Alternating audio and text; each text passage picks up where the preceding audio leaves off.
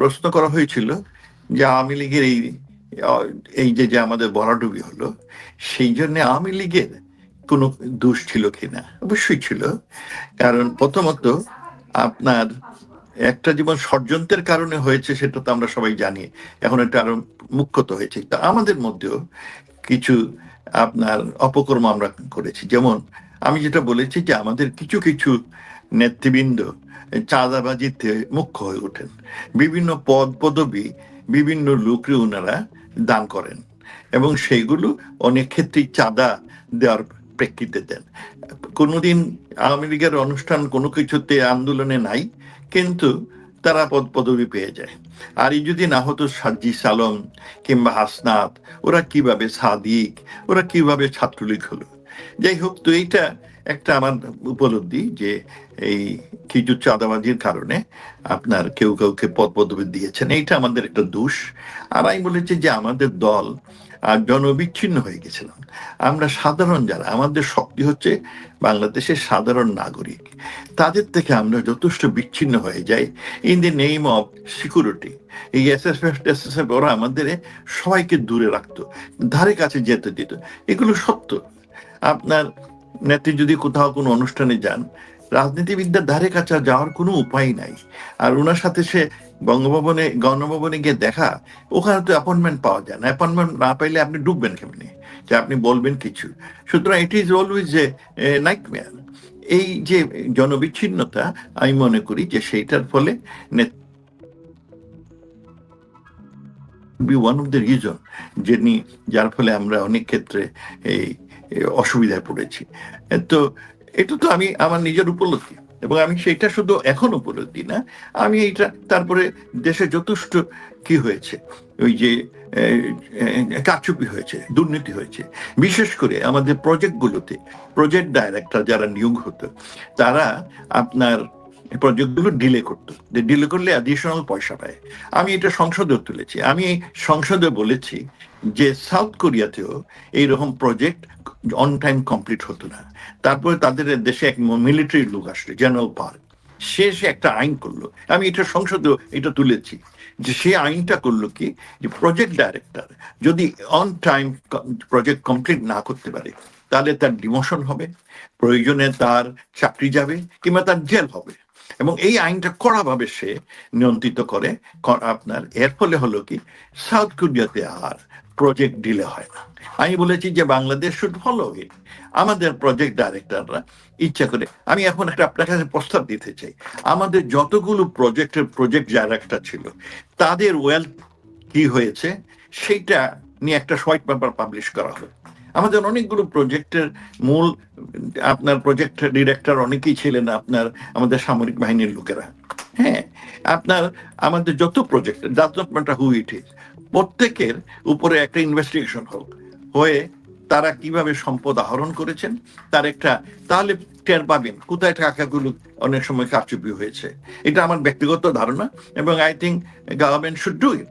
কারণ এই project director প্রজেক্টের এই নমুনা ঠিক নাই, হমুক নাই, টমুক নাই, এই করে ডিলে করে, আর ডিলে পরে আরো অধিকতর বরাদ্দ দিতে হয়, আর বরাদ্দ গুলো তারা সামহাও ম্যানেজ করে ফেলে।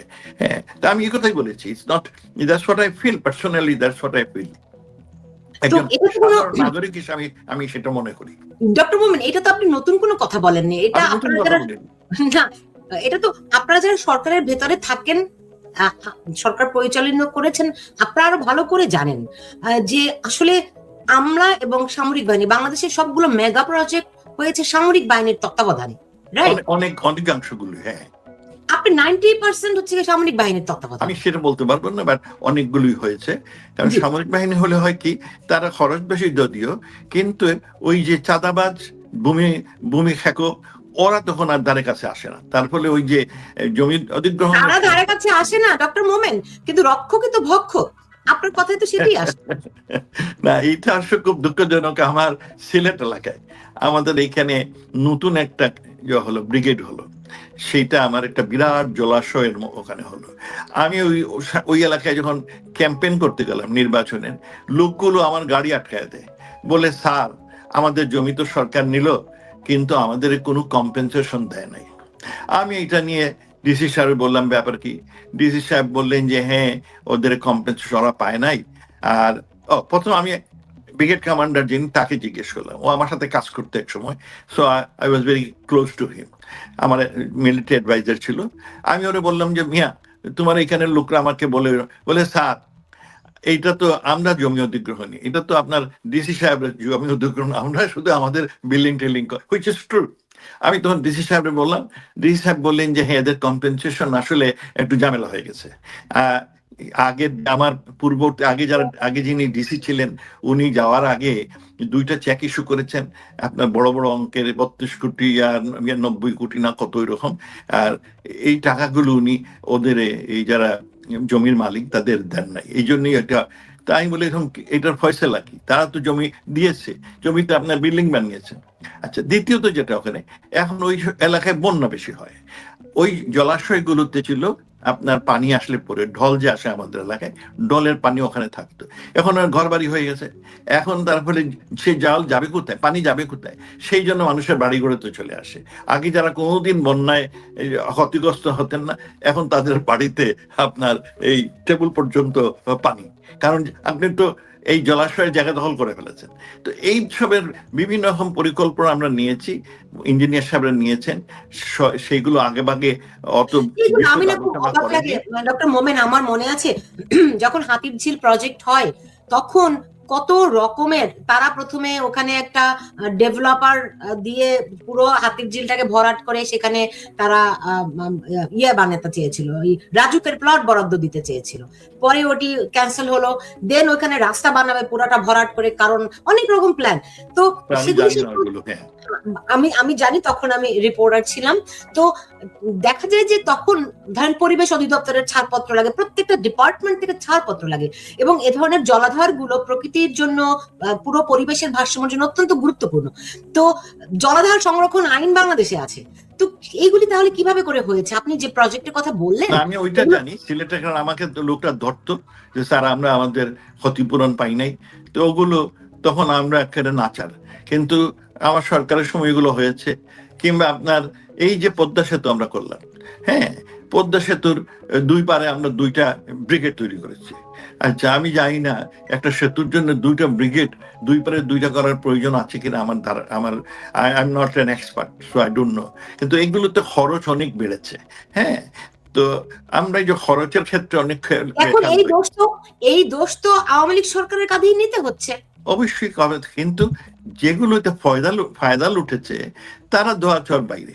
আমি এই জন্য এই প্রস্তাব যেটা করলাম, যতগুলো প্রজেক্ট ডাইরেক্টর তার প্রত্যেকের ওয়েলথ কি হয়েছে না হয়েছে তার উপরে একটা হোয়াইট পেপার পাবলিশ হোক, এবং তার পরিবার ছেলে মেয়ের নামেও কি কি স্থাপনা তারা সংগ্রহ করে, তাহলে আমরা বুঝতে পারবো ওর বেতন এত, কিন্তু তার সেই আপনার সোনা সোহাগা আপনার পেয়ে বড় লোক হয়ে গেছে। হ্যাঁ, কিন্তু তারা ধরাছোঁয়ার বাইরে, যারা আসল এই দুর্নীতি করেছে। আমি এই জন্য প্রস্তাবও দিয়েছি, আমি পার্লামেন্টে একটা প্রস্তাবও দিয়েছি। আমি যখন পরে আমাকে আমার সিনিয়র কিছু আওয়ামী লীগের নেতারা বললেন মোমেন সাহেব আপনি একটা সিনিয়র এমপি, আপনি চুপ করে থাকা উচিত, এইগুলো বলেন কেন, এই চাঁদাবাদি তুলেন কেন, এগুলো বলা ঠিক না। আমি বললাম কেন এগুলো হচ্ছে? উনি বললেন শুনেন, আমরা সিনিয়র যারা এমপি আমরা মুখও বধির, আমরা খালি শুনি, আমাদের কথা বলা ঠিক হবে না। যাই হোক, বাট আমার বদ অভ্যাস, আর আপনারা ইদানিং প্রশ্ন করলে বলে ফেলি, কেউ আমাকে বলছেন যে আপনি চুপ করে থাকেন না কেন, বলেন কেন।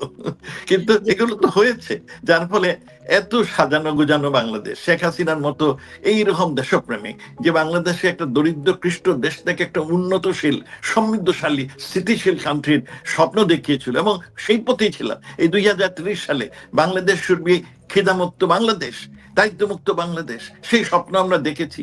কিন্তু এখন তো ভয় লাগে যে কি হলো, দেশের লোক এখন না খেয়ে মরবে, হতাশায় ভুগতেছে। হ্যাঁ, শেখ হাসিনা তারা ওই যে ভালো থাকলে ভূতে কিলায়, কি জানি আমাদের আছে না, ভালো থাকলে ভূতে কিলায়, সুখে থাকলে ভূতে কিলায়, বাঙালিদের তাই হয়েছে, সুখে ছিল ভূতে খিলায় খুলে আমাদের দেশের থেকে আপনারা জোর করে অন্য দেশে পাঠিয়ে দিয়েছে। ইনশাল্লাহ উনি ফিরে আসবেন। আমি আপনার এই রাজনীতিটা খুব কঠিন জিনিস, আর শাসন করা আরো কঠিন। My hats off to Sheikh Hasina, এইভাবে হ্যাঁ উনি ভালো লোকও নখ দিয়েছেন, খারাপ লোকও কিছু নখ দিয়েছে। হ্যাঁ, তো সেইটা তো বোঝা অত সহজ না। ভালো মন্দ মিলে আমাদের সমাজ।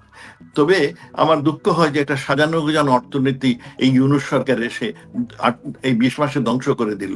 আর ভবিষ্যৎটা খুব, আমি একটা কি লিখতেছি দেখি, এটা যে ফিউচার অফ বাংলাদেশ কি আমার দৃষ্টিতে কি মনে হয় কি হবে। আর এর কারণটা হচ্ছে এই 20 মাসের, আর তারিখ জিয়া সমস্যায় পড়বে। আমি নিশ্চিত যে ইউনূস যা অপকর্ম করে গেছে, অপশাসন করে গেছে, বিচারের নামে যে প্রহসন করেছে, তার খেসারত এই তারিখ আমার সরকারকেও দিতে হবে।